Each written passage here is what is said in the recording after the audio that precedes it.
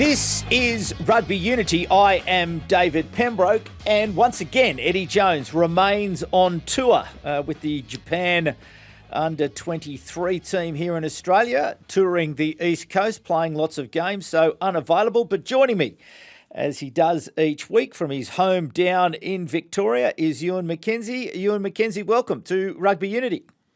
Thank you, Pemby. Nice to be back. We'll have to dock Eddie's wages, mate. If you dock zero, we'll dock his zero wages. Yeah, we'll do that. So listen, plenty on again this weekend. So much rugby, so much news around the weekend. But I can't take my eyes off the crowd figure at Twickenham. The opening match between England and Ireland, or of the opening weekend of the Women's Six Nations, 77,120. A remarkable number for a women's rugby game. That's an amazing number, and without that's what you'd expect. That's what England rugby is capable of. In terms of support, they've got the venue, they've got the facility, they've got the off-field hype to go with it, and the women have deserved their success with the World Cup. So that's whether you've got to make hay since last year's success. You've got to make hay, and they have. If you're getting those sort of crowd numbers, they obviously they won the game, which is important. You've got to keep going and being. And it wasn't easy. Ireland made them work for it, but early on and late in the game. But I think it was 33-16, something like that. So it's when you're the world champions, they come after you, and teams are using you as the benchmark and analysing you to death. So Ireland would have done that with England. So England's going to find it harder and harder as other teams endeavour to try and catch up. They've got to find ways to keep ahead, but nothing better than having 77,000 people cheering you on. It makes you feel pretty worthwhile. And, you've got to think that sponsorship and other things are going to ratchet off that for sure, and profile. Yeah. And there's a lot of things that'll ratchet off that, and a lot of you got to be making hay at the other end of the chain. You've got to be getting young girls interested in the game and getting them involved, make sure you've got the right pathway for young kids to get to the aspirational side of it. So that is a showpiece start to the tournament. Fantastic for them, but fantastic for the women's game, and they've got to really capitalise on it. It's also the dividend of a long-term investment, and credit where credit's due. The CEO of the RFU, Bill Sweeney, takes a lot of heat. I've given him some heat over the years myself, but he did start this investment, or certainly helped accelerate the investment. Well, it's a long time ago now. It's probably maybe not that long ago, maybe 7-8 years ago, which ultimately leads to these types of outcomes. But certainly it does show that the potential there is for the sport, isn't it? That it can grow into a self-sustaining, commercially viable, aspirational sport that people can get involved in. So I imagine across world rugby, everybody's looking at that number and thinking, how do we get after that? No question about that. And I think the women's game's been there for a long time, and it just sort of meandered without any sort of aspirational structures and tournaments that would get you to a World Cup status. All of those sort of things have been put in place and been finessed and made better, and now, and the quality on the field's it's just improving out of sight. So the whole thing's been a great an investment, you can say that. But it's needed structures, it's needed support from World Rugby, and so all of that's coming together. I think England's unique in terms of their ability to get those sort of crowd numbers. I mean, the men's game can't even get close in when you've got high local derbies and things like that, and they can't even get 20,000. So it's good to see that the game itself is not just relying on the men's game now to attract interest. And I think that's a really important part. So that's great for England. The challenge is for other countries to obviously improve their on-field performance, but obviously they've got to try and capitalise off the field and see if they can generate the same sort of interest. So, in a place like Australia, it's when there's a lot of other competitions going on, but the niche, what would have been a niche, is now a pretty standard slot now for the women's game in other sports in Australia, AFL, rugby league.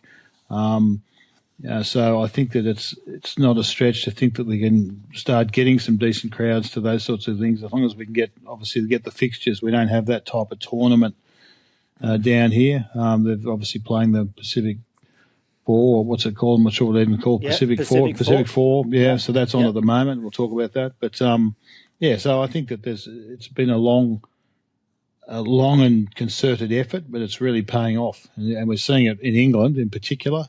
And that's got to now spread. We've got to try and make sure that spreads. It's just not an England-centric situation. Not just a fad, is what I'm saying. A fad with people turning up because they won the World Cup last year. They've got to try and make sure that that's more than just a fad. And as you say, Ireland dogged, tried hard. Wasn't the greatest game of all time, particularly after the excitement of the 2025 Women's Rugby World Cup, where the rugby was played at such a high standard. But we often do see that. But so the final result there, England 33, Ireland 12. And in the other results, France 40, too good for Italy 7. Scotland 24, Wales 19. And you mentioned the Pacific Four. New Zealand 48, the USA 15, and Canada 24, Australia 0. Canada just too strong, too well organised, and not great conditions. No, I watched that game. Australia were dogged, but in the end, the conditions were really poor. It wasn't muddy per se, but it was really wet. And, that's always difficult to play the entire game in those sort of conditions. Canada just too strong. When they got close to the line, 5 metres out, their pick and drive, their power game through their forwards was just too good. And some great play by their halfback, made some good breaks.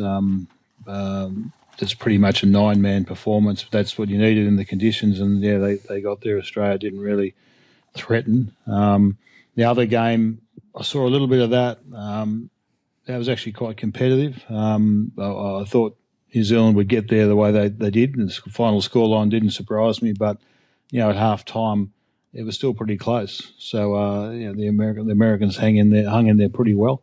But in the end, it's an 80-minute performance by New Zealand, and hence the scoreline. So you can see some of the teams. New Zealand's obviously been strong, and just looking back at the Six Nations, it's looking like England and France are going to be the two top sides there, and pleasingly, whether this is fluke or whatever, they're playing in the last round of the Six Nations, so that'll make for a grand final type.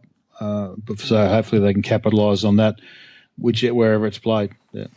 But certainly great to see those competitions. And again, this is this structural piece as we we continue this discussion through this podcast about, well, how do we help secure the future prosperity of rugby union around the world, and having the Six Nations and having the Pacific Four running at the same time, two competitions.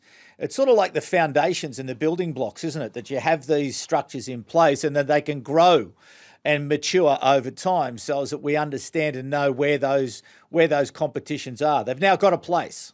They're looking closer to a global season than the men's game. In that, because they're playing in the same window. You've got 10 of the top teams playing in the same window, right now, playing in tournaments. So, if you're looking at a calendar perspective, they're closer to a calendar and a year-round calendar than the men's game is. So, that's good. That's good.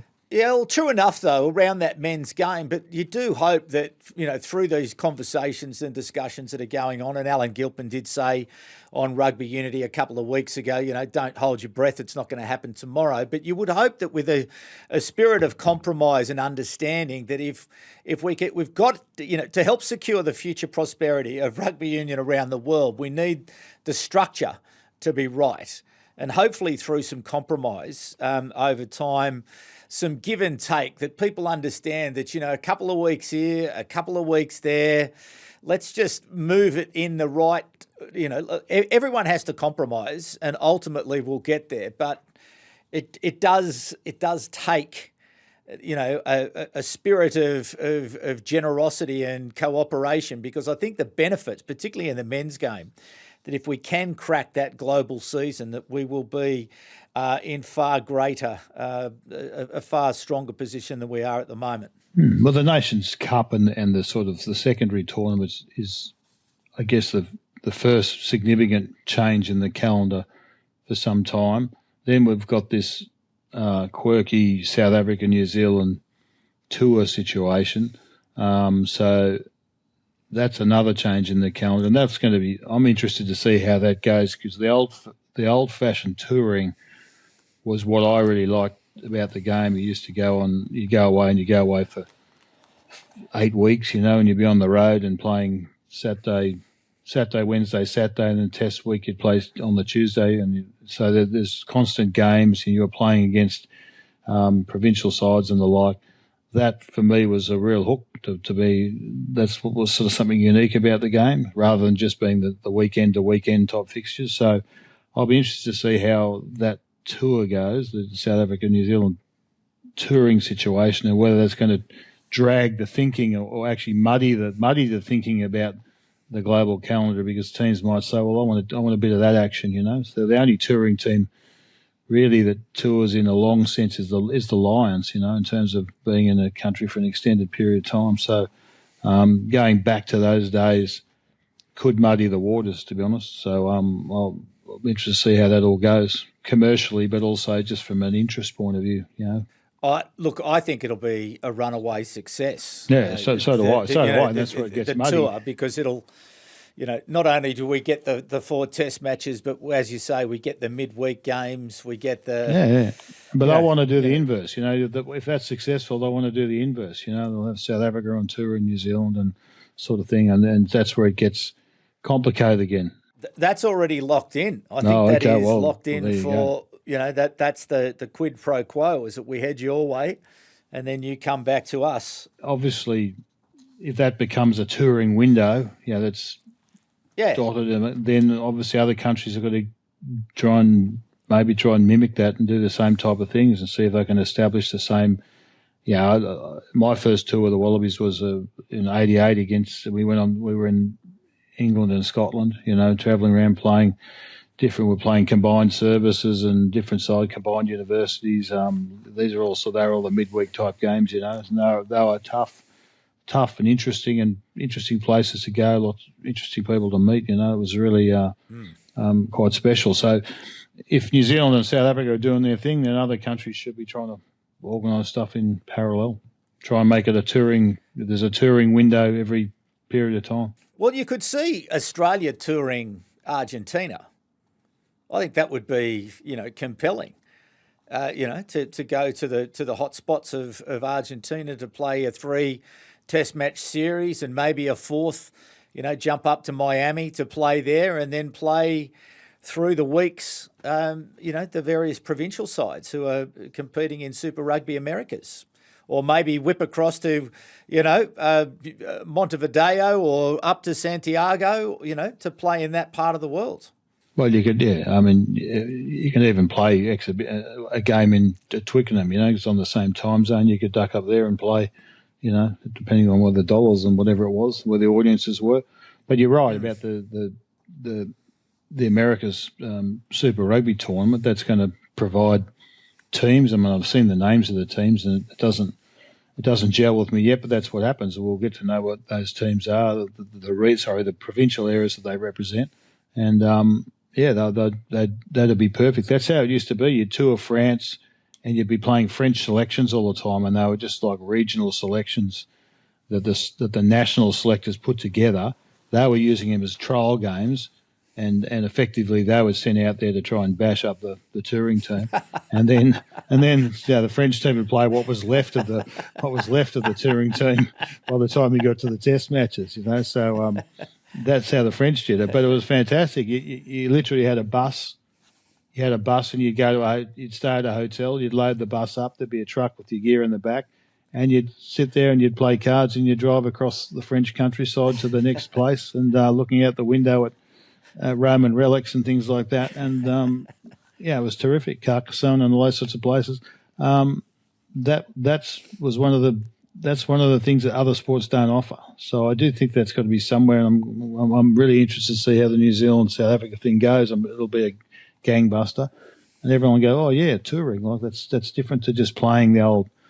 You go to somewhere and you play one test and you leave. Like that's become the norm. That's the norm at provincial level as well, across the board. So it'd be nice to see if we can drift back to those other things every now and then. Before we jump too far away from the women's game, I just want to commend people to go and have a look at some documents that are on the World Rugby website around the women's game. One, Impact Beyond 2025, Global Impact Report, and there's a refreshed blueprint for growth. There was a blueprint for growth that was released post the Women's 2025 Rugby World Cup. Anyway, there's loads of statistics and data and everything there for people to go and understand. But again, in pursuit of, how do we help secure the future prosperity of rugby union around the world, having a look at the potential of the women's game and look at the statistics and the facts about the game at the moment gives you great encouragement. And so long may that continue. But I think we have to educate ourselves a little bit more about the game and continue to grow our interest in it as we build towards the 2029 Women's Rugby World Cup in Australia. Yeah, fantastic. So there we go with that one. And just in terms of, we were talking about South America, North America, the World Rugby Nations Cup. So we have the championship, which is obviously the top 12 teams, starts in July and November. World Rugby Nations Cup, same thing, 3 weeks in July. The draw is now out. I won't go through all 3 weeks, but in the opening round, Uruguay is playing Georgia in Montevideo in Uruguay. Samoa plays Hong Kong, China in Santiago in Chile. Chile takes on Romania in Santiago. Tonga plays Zimbabwe in Denver in the United States. Canada takes on Spain in Edmonton. And the USA plays Portugal in Denver. So that's the first round of the World Rugby Nations Cup. And again, Ewen McKenzie, wow. The bricklayers are out at World Rugby. They're putting down the foundations. But to me, again, this is a great innovation and part of building the foundations for the future to help secure the future prosperity of the game. Just read me out. So we've got Edmonton, Denver, Montevideo. Yep, Santiago. Yep. And then there are, I think in Winnipeg, in one of the following rounds after that, in Canada, there's a game in Winnipeg. And I think there might be one or two other places where the matches will be played over that 3 weeks. But again, as you say, how good is that? That is just outstanding.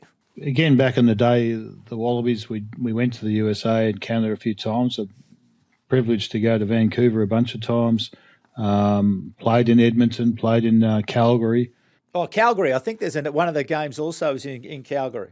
This is what rugby offers, You're a young, a Tongan guy or something like that, and suddenly you're in Edmonton. You'd never go. It wouldn't happen. It just wouldn't happen. It wouldn't be on your travel calendar. But when you go there, you'll find that they're fantastic places, and Montevideo and Santiago. It's such a... This is like this is not the top tier. This is the second tier competition, and here they are travelling the world. Like they're travelling more than the other teams are. So the other teams tend to go to the same places. They're getting such a diverse experience out and about in the world, and that's just a byproduct of playing the game. How good's that?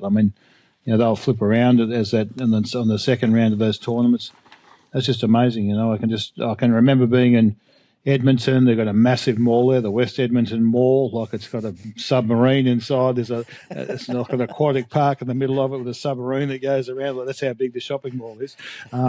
Amazing. It's all set up for indoor because of the cold weather. But yeah, this is what rugby offers. This opportunity to get out and about, and that's terrific. But also from a rugby point of view, to be able to play 3 weeks in a row, have the preparation, have the time together, have the ability to get ready, because obviously it's all about, increasing the competitiveness of the tournament for 2027, the Rugby World Cup here in Australia. But just a wonderful opportunity for those players to not only get the cultural experience, but to get the rugby experience, the athletic experience. It's a total experience. And for a team like Hong Kong, who are obviously going to the World Cup, you get some serious games in, concerted games in a touring environment where you're on the road, and it's not as easy as people think. When you're travelling around with 40, 45 people, the logistics, all of that, you've got to be able to manage all of that and still be able to prepare to win. That's good to practice, all of that. No, fantastic. So well done, World Rugby. And as I say, I think those foundations, it's just so critically important that over time, because again, when you think about it, it's, the game's been professional, what was it, 96 was the first year. So we're 30 years now into the development of our game. So it's still early days in lots of ways. And we've probably got to unpick some of the mistakes that were made early days when there was that rush to professionalism, and, it was there wasn't the time taken to say, well, hang on, how are we going to organise this in such a way that it's going to be in the best interests of everyone around the world? Everyone just sort of raced and we had to get going and we got started. And whereas it's taking time to work through the system that, okay, there are better ways perhaps of doing this, but I just like these incremental changes that are being put in place because, well beyond our time, well into the future, they'll be looking back and thinking, isn't this great that these tournaments are taking place in this type of the world? And again, that North America, South America mix of that Nations Cup, I think that's genius as well, because we just need much more investment in that part of the world, particularly as we head to 2031 and 33. I mean, we're probably celebrating the 50th year of Italian professional rugby, but 30 years for everyone else. But it does seem like it's a very international calendar now.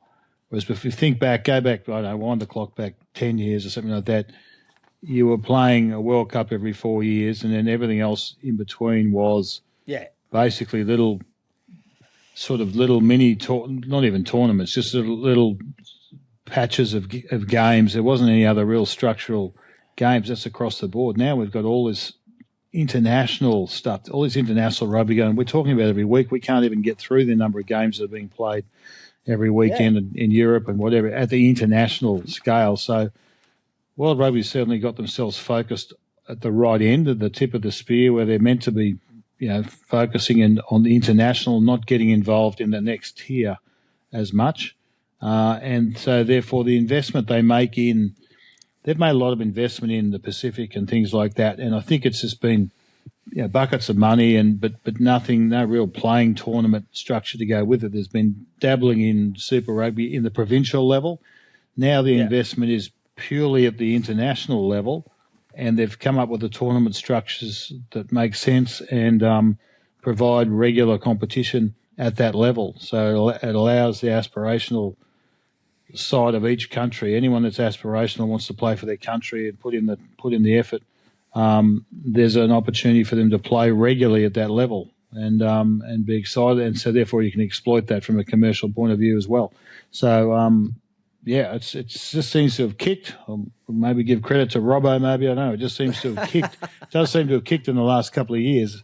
Obviously, it's probably been a lot longer in the planning, but in terms of the execution, we're really just talking.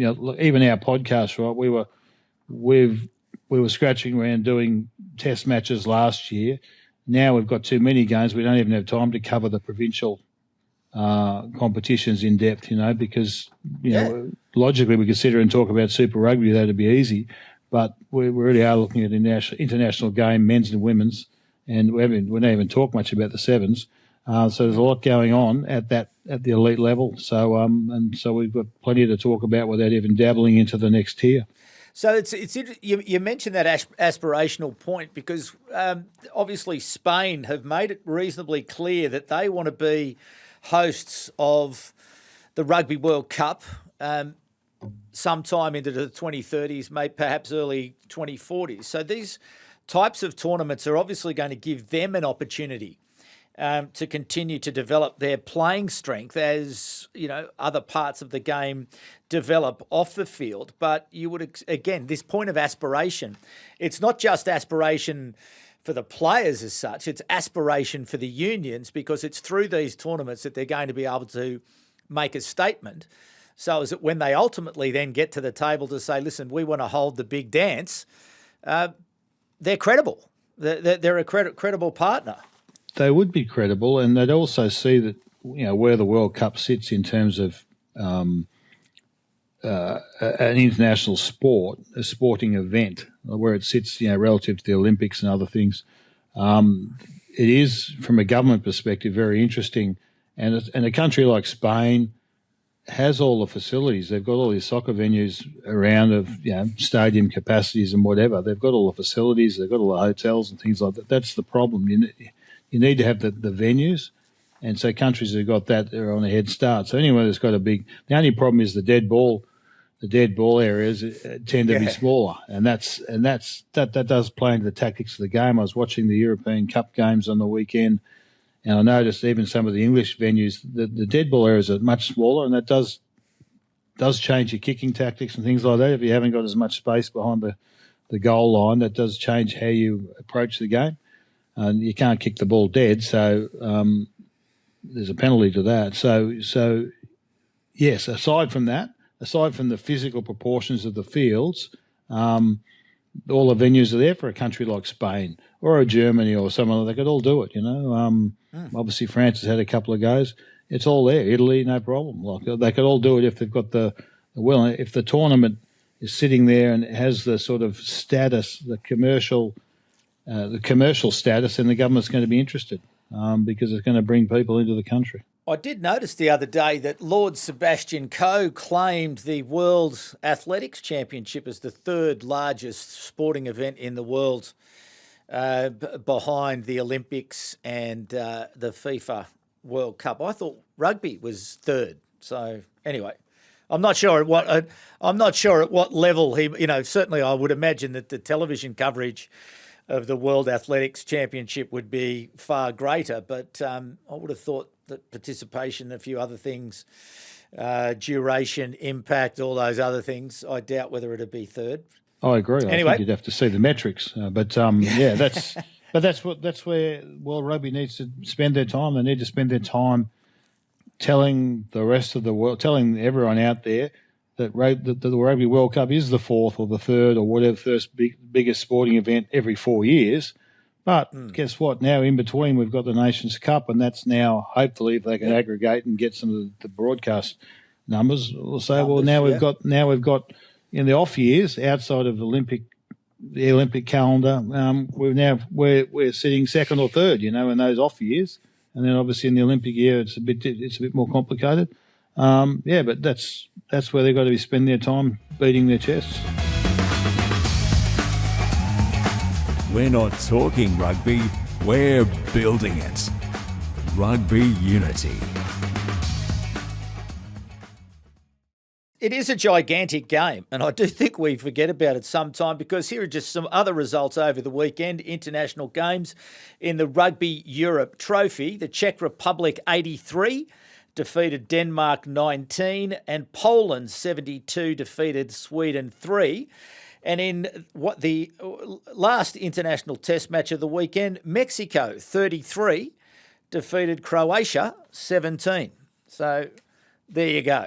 A big weekend in largely women's international rugby. Bit of work for Sweden and Denmark. They got they need a little bit more work, but that's all right. At least they're out there having a crack. It'd be difficult. Finding the conditions up there would make it difficult, I'd imagine, training. I mean, it was hard enough coaching the winter in France, let alone coaching north of that. It'd be pretty tough. Actually, I think Eddie Jones, one of his teams is Sweden. He actually has helped them out over the years. Well, he's got a bit of work to do. They only got 3 points. Give him something else to do in those hours that he's not working. Time to stop getting distracted. Yeah, indeed. So, but again, I think coming up, the big game between Randwick, your club, Ewen McKenzie, and Eddie Jones's club against Japan in Sydney. It will be on television. It'll be on Stan tomorrow. I was there last week, and it was last year, and it was a fantastic occasion. Just a wonderful community rugby occasion, and they've had this wonderful tour along. We spoke about it last week along the north coast of New South Wales. They've had games in Kempsey, they've had games in Grafton, they've had games in Coffs Harbour, and now they're playing down in Sydney. All the way along the coast there. Fantastic. And I was talking to Eddie over the weekend. They've had just a fabulous experience. And again, getting to your point, he said that the touring, the Japanese boys are just having an absolute blast. They're just loving their time here. As a coach, you get to these tours. It is a development tour for Japan, but these tours, if you're a coach, I know why Eddie's there. He's not there just to coach the team. He's there to see how these players function in that environment. If they can retain their discipline, do things properly, and not get distracted by being on tour. A lot of people get distracted by being on tour, and you can find that out. And I say this all the time to the provincial level: get the blokes on tour and see who can do it and who can't, because there's no point in signing someone to a contract if they're not going to be able to maintain the discipline you need to suit your team. So touring, you sort that out. You get to see everyone 24 hours. You see what they're like at 7 o'clock in the morning. You see what they're like at 10 o'clock at night. Hopefully you don't see what they're like at 3 o'clock in the morning, but that's, they're things that are all part of it. Plus, but you've got the experience. So, yes, I mean, the Coogee Oval, that's turning into a regular fixture. I just take everyone back. I played for the Randwick team. We played against the All Blacks there at Coogee Oval in '88. The very successful All Blacks team came to Coogee Oval. We got the privilege of playing them when they're on their tour of Australia because we'd won the grand final the year before. And we played them at Coogee Oval. And if you haven't been to Coogee Oval, it's like an oval just behind the beach. It's in a basin. And so it's surrounded by unit blocks on the sort of surrounding streets. And I remember running out, we could barely get onto the field. There was that many people there. And then every building around had people sitting on it. The fire brigade was there. They had their mask up. They were watching too. Everyone was there watching. And we lost the game, but it was 2-1, I think it was. And we were playing the All Black Test team minus one player. I think Kevin Borovich played at prop. And that was pretty much the only guy that wasn't in their standard Test team. And it was a great occasion. And so that's one of my favourite games, the favourite losing game, I guess, was to be able to play them at Coogee Oval. And so there's been a tradition for Randwick to play touring teams. I played a bunch of them when they came out along the way, so they've always put their hand up to take it on. So Eddie's done well to keep that going, and I'm sure that'll just be a regular fixture. It was on Facebook the other day. The council was setting up the ground and everything. So, it should be a big day. No, big day. And if you are in Sydney tomorrow and you do like rugby, last year's game was an absolute cracking game of rugby, end-to-end sort of rugby, and right towards the end, you felt like, okay, the Japanese are going to, sort of in extra time here, they're going to get over and score because they were pushing away, pounding away. Anyway, there was a turnover. Morgan Turanui's young bloke got a hold of the ball, started whizzing up fields, found a nice fast winger on the right edge, and he scored in the corner to win the game for Randwick to come from behind. There would have been 4,000 or 5,000 people down there, and it was just a great community occasion. And it is school holidays as well, so the kids were all about as well. So if you are about and you're interested in a game of rugby tomorrow, jump down to Coogee Oval and enjoy that. But for the moment, we are going to head back to Europe and just wrap up, the big weekend in European rugby, the Rugby Championships and the Challenge Cup. Just to whiz through the results: Bordeaux 30, Toulouse 15, Leinster 43, Sale 13, Toulon 22, Glasgow 19, and Bath coming from behind, 43 points, defeated Northampton 41. So the semi-finals now, Bordeaux will take on Bath in Bordeaux, and Leinster will take on Toulon in Dublin. But Ewen McKenzie, the bad news, because I went looking for it, I've been trying to find it because I wanted to watch Bath play Northampton, but unfortunately in Australia it was not available to be watched on the TV. No, I had the same problem, so I've been scratched around because the tip was that the Bath Northampton game, everyone was saying it was a sensational game. So I did get to see the highlights there, and it was, I don't know how Northampton didn't win, but it was like a team. They played with such flair and extravagance, and they were leading handsomely. And whereas Bath, every time they got near their line, they took their opportunities and got over, using more of a powerful game, I guess you could say. But yeah, they pipped them at the end, and there's 40. Well, it was a conversion to actually to win it. So an amazing game at the Rec, and so yeah, two of the best teams in the English Premiership duking it out there. And then the other interesting game was the Toulon win against Glasgow. I'm pretty sure that was away from home.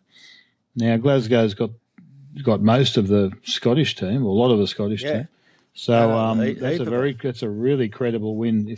I'm pretty sure it was away from home. So that's outstanding and a surprise. I wouldn't have thought that would happen. So to put them into the semis. So I think they're against Leinster. So there's some big games there. I just I was keen to watch that one live to see how it panned out. Can I only get highlights? And obviously the TV right restrictions make it difficult, because every time you try and find somewhere, all you do is get people talking about the game. You don't actually get to see it. So that's a bit disappointing. And they're the things that we've got to try. They're little barriers we've got to try and break down. Yeah. If we could see those games. We talked earlier, the foundations, one of them is to have the competitions, and then, the next point is to be able to watch them. Yeah, so perhaps, well, that's right. We'd know more. This European Cup is a complicated tournament because of the way it falls, the way it sort of drops in and out of the local competitions. So it's difficult to follow anyway.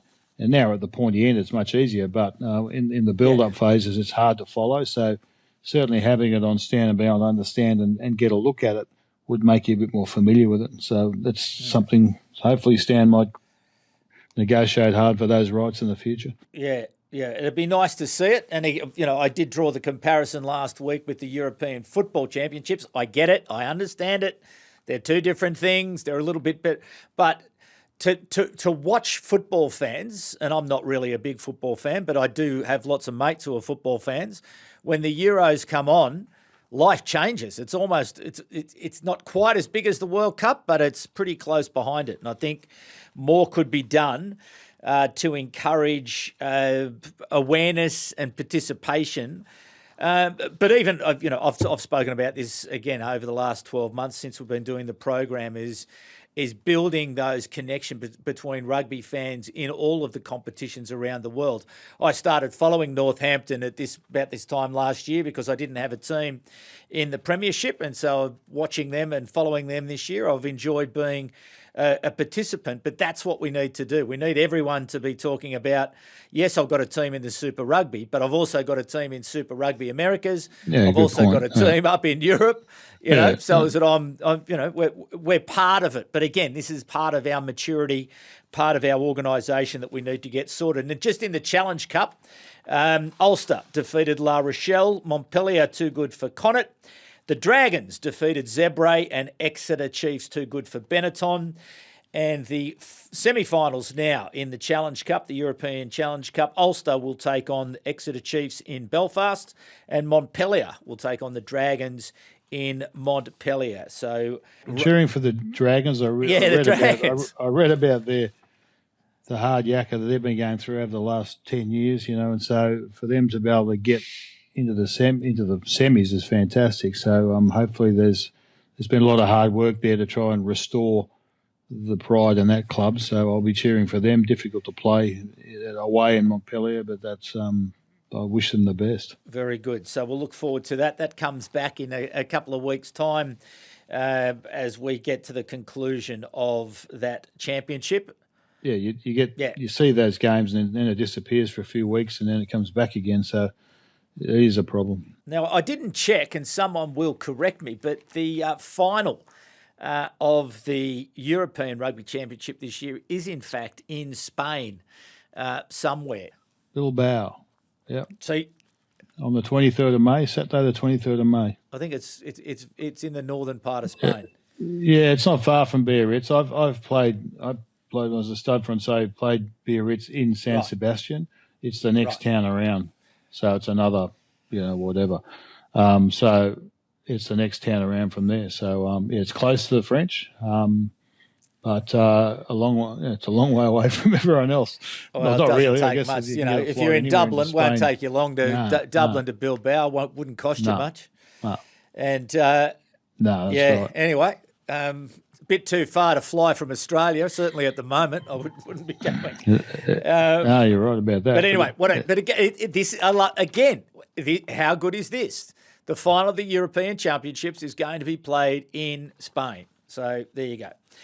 All right, so quickly, just two Super Rugby before we get to some questions from the Third Voice, and thank you everyone once again for your participation, your engagement across social media and everywhere else. But Ewan, did you catch much of the weekend? I did see the Brumbies 14 defeat the Highlanders 10, and I did feel, even though I am a Brumbies fan, I thought that the Highlanders were stiff. There was that moment where, the head clash, completely accidental. It just was all, and that cost them the game, didn't it? Really? Yeah, it was a tight game. The whole game was tight. The Highlanders were leading, and I think in the 73rd minute, I think it was, there was this tackle situation where I think it was Frost carrying the ball.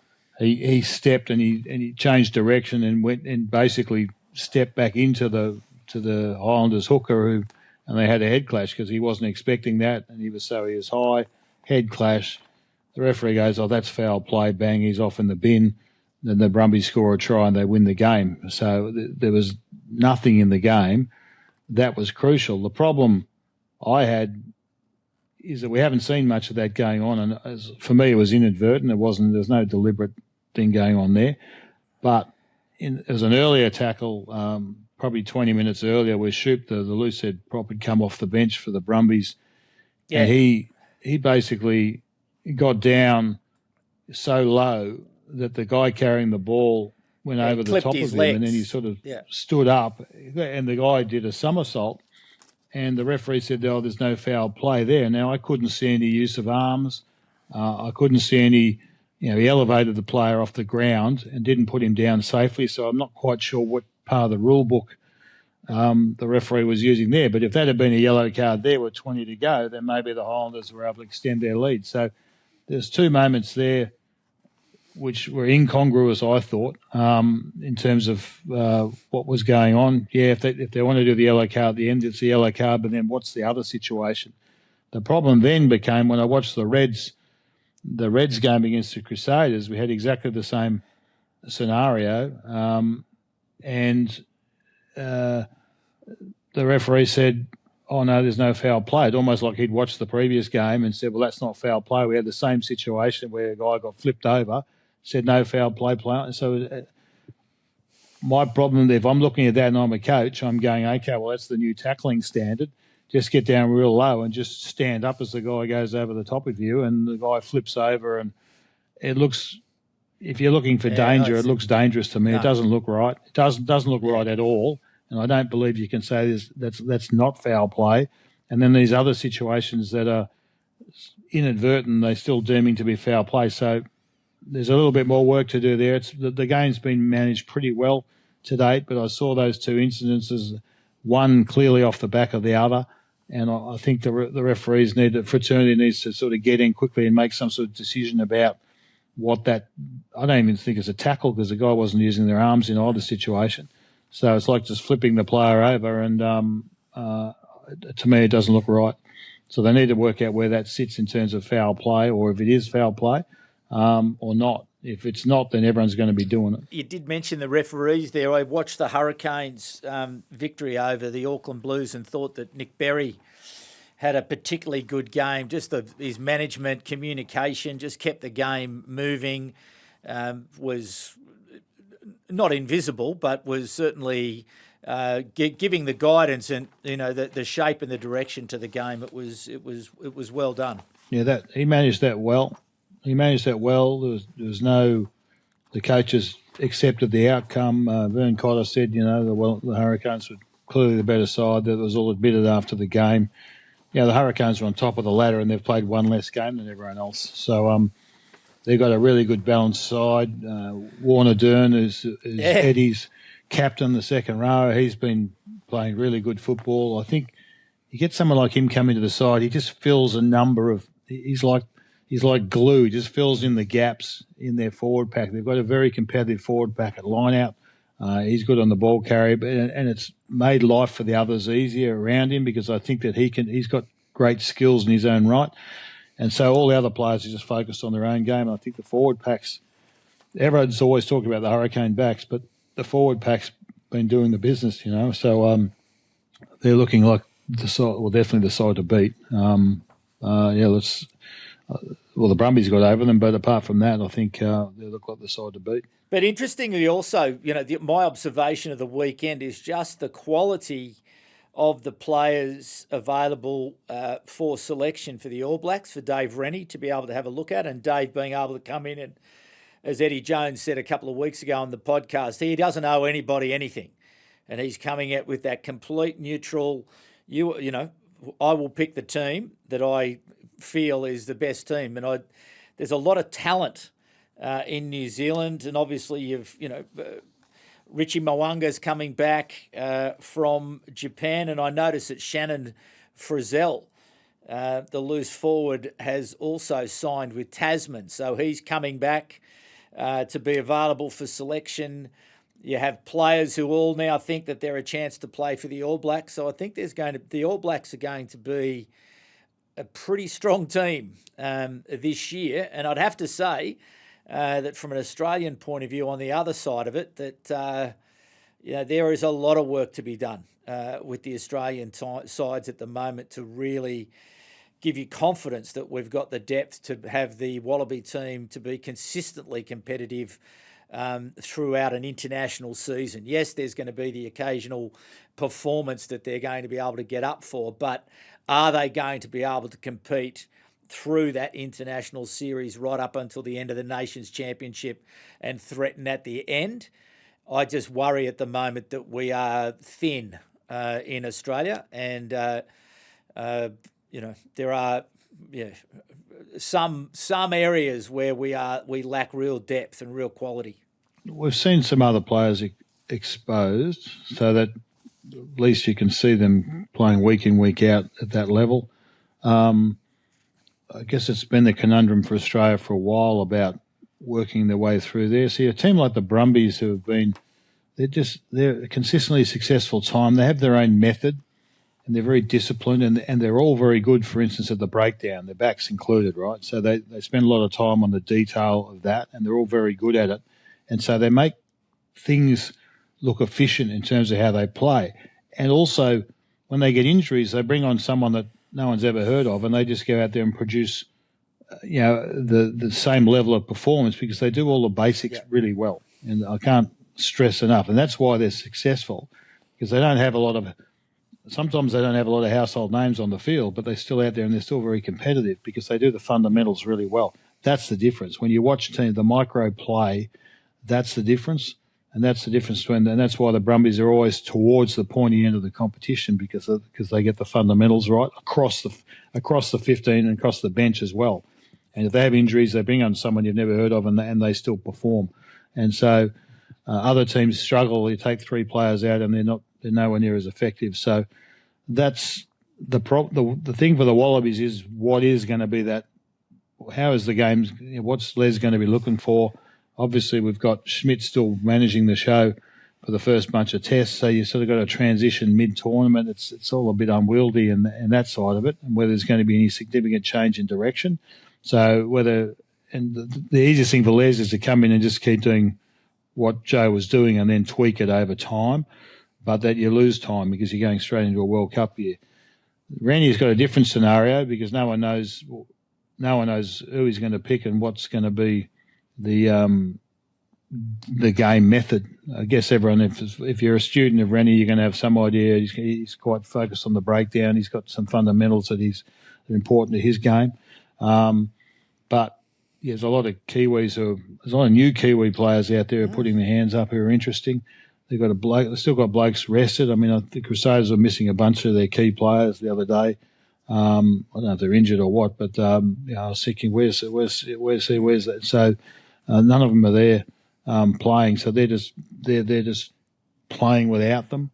So that's giving other guys exposure. So let's see. But it'd be interesting for both countries. Maybe we'll do this exercise later on. We'll pick, so what's the form, what do we think the form 15 is versus what's the, whether they're going to go and pick the same old blokes and whether they're in form or not. Because I'll be interested, particularly New Zealand, with everyone not knowing who's in favour, who are the ones that are performing at the end of the season that, putting their hand up across the super competition to be picked and whether they actually get picked or not. Because that's the biggest kick in the face. If you've been the best player and you don't get picked, it makes it pretty disappointing. And I've seen that in the past. There's lots of good players, I think, and then you get to the All Black selections and then they're not even in the, they're often the Maori 15 or something like that. They're not even in the squad. We saw an example of that in the Six Nations with France when Fabien Galti said to, Aldrit, Penaud, and Ficao, take a rest, boys. You're not in form. You're not in the form as good as other people. So you're not in the team. You're not even in the squad. Those other people delivered in the end. They're the difficult decisions that coaches have to make. You've got to make those decisions when they come along. It's easy to avoid those decisions and just go with the status quo. So there's a lot of talk about who's going to be the captain of the All Blacks, and that's probably goes back to why the coach has changed in the first place, whether there's anything going on there or not. But that decision there, they're talking about, is it going to be Barrett? Is it going to be Sevilla? I'm kind of hoping he picks someone else. There might be someone else out there that he just picks out of the blue and said, "This is a new era. We've got a new captain. We're not going to, we're going to start with someone different." Now I don't know who that might be. Roygaard. But Roygaard. I mean, you got someone that's in the team. It's definitely in the team. I got Roygaard's going to be in the team. He's in my team every day of the week. Yeah, and oh God, he's a good. Yeah, you pick a young captain, he's a fabulous footballer, fabulous player. Yeah, maybe they pick a young captain and get on with it and say, this is a new era. We've got new people in charge. It's sort of symbolic. But, I don't know whether he's Roygaard's the guy, but that's what I'm saying. There's an opportunity for that, so maybe he might surprise everyone. All right, quickly to the third voice. We do have questions, and there are some questions here for Eddie Jones that we are going to have to hold. So Nathan Reynolds from Ireland, stand by. Eddie will be back next week. But Carol Matuvu from Uganda has asked, I'm kind of new to rugby. I can only access it through YouTube and I've been mostly following just South African rugby, so my knowledge is limited. Which audiences or regions do you feel World Rugby is referring to when they say they'd like to attract new people to rugby? Ewen McKenzie. I actually don't know. I think that their job's to attract new people from everywhere. So I'd imagine... South America obviously is a great opportunity. Well, they've made the investment there, North America and it's with paying the World Cup off. coming. In North America's where they've made the World Cup investment. So probably those areas. If she's from Uganda, the question is what's happening in Africa. You're right. It's a bit of a apart from South Africa and. Well, Kenya obviously in the sevens has been, and we do have coming up a interview with Herbert Mensah that I recorded a few weeks ago now.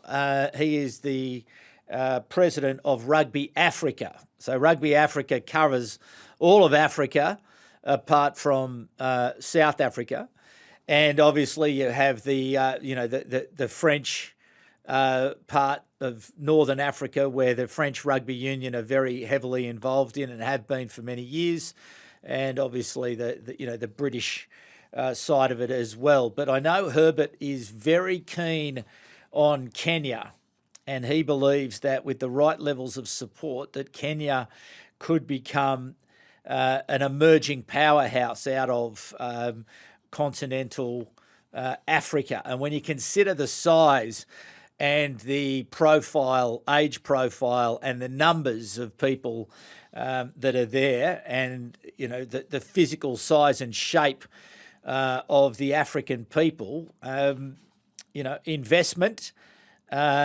would certainly return, I imagine. And Herbert makes that point pretty clearly. He says that we just need more money in the game, to give our athletes more opportunity. And again, this gets back to how do we help secure the future prosperity of rugby union around the world? Well, hopefully, we can hold some successful Rugby World Cups. Hopefully we can work out different ways to make more revenue for the game, and that ultimately when World Rugby does have more resources, that it can be invested into development areas like the whole of Africa, and to then see the game grow more substantially in that part of the world would be a great thing. You know more than I do, so that's great.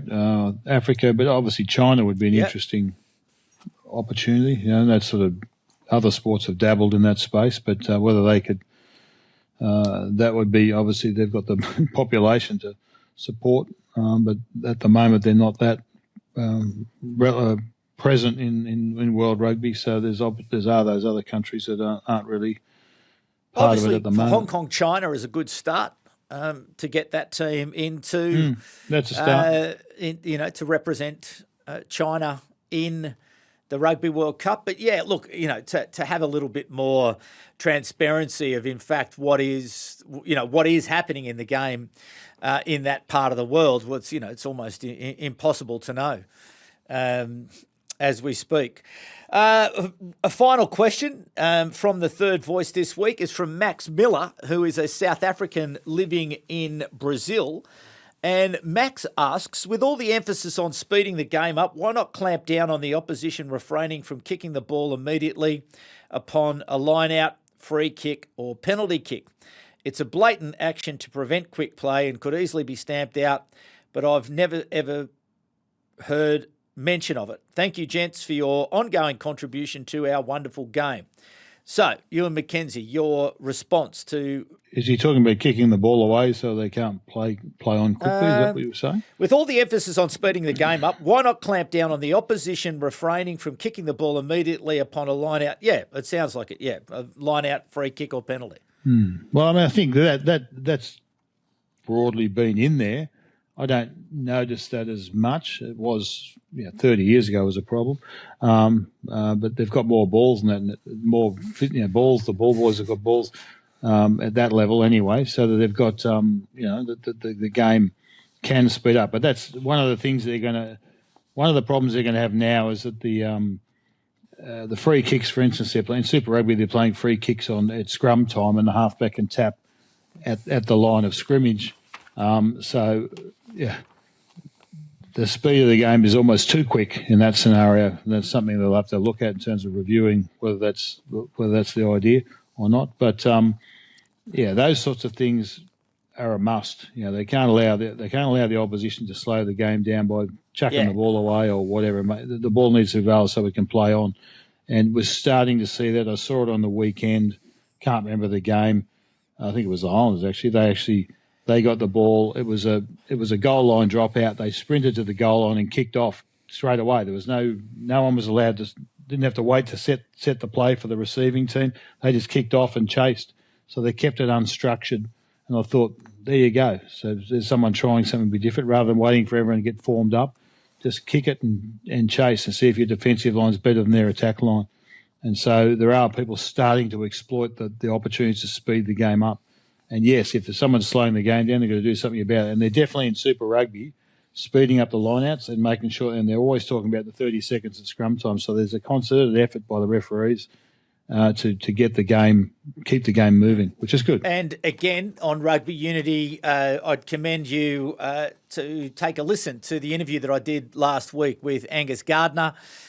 where he talks about the game and he explains the game and he explains the way the referees, think about the game and the way they're organised. And he does make the point that obviously the game is played, there's World Rugby, but then you play in different competitions, whether it be in the Premiership, the Top 14, the URC, the Super Rugby, and they've all got different ways that they think about the game as well, and different requirements. But a very interesting interview from a very impressive young man, Angus Gardner. So jump on and have a listen to that. Now listen, Peter Cranmer and Zendrix and a few others who've sent the questions in. We are hard up against time and we'll save those for when Eddie returns next week. So yes, there we go. So Ewen McKenzie, thank you very much again for your attendance. The Big Three. Don't forget the Big Three. It's Rugby Unity's new weekly news digest, bringing you the best rugby stories from across the world in one simple free email. We have we do send out the crawlers to go and grab everything for you so you don't have to worry about going looking for it yourself. And there is just a treasure trove. So make yourself a cup of tea, sit down and enjoy the Big Three and you will be up to date. You have to go to Substack, the Rugby Unity Substack, to sign on. And you will then have this one email sent into your inbox every Monday morning. And it came this morning and I had a good solid read of it before we made the show today. And again, very impressed with the work that Chris Skipper has done on that here as part of the Rugby Unity team. So a big thanks to him. So Ewen McKenzie, a big thanks to you as always, and pleased to the audience. Thank you for your continued support. We are fast approaching our 12-month anniversary as a program. It started as a simple idea and has grown into something quite substantial, which is great. And we will continue to think about what does the future of Rugby Unity look like. But please keep following us on TikTok, on Instagram, on Facebook, and subscribe to our Substack, where you will receive exclusive content, behind-the-scenes insights, and full podcast access, and that is all ad-free. So very grateful for your ongoing support, and we will be back at the same time next week with the next edition of Rugby Unity. But for the moment, please, people, be kind to each other. My name is David Pembroke, and it's bye for now.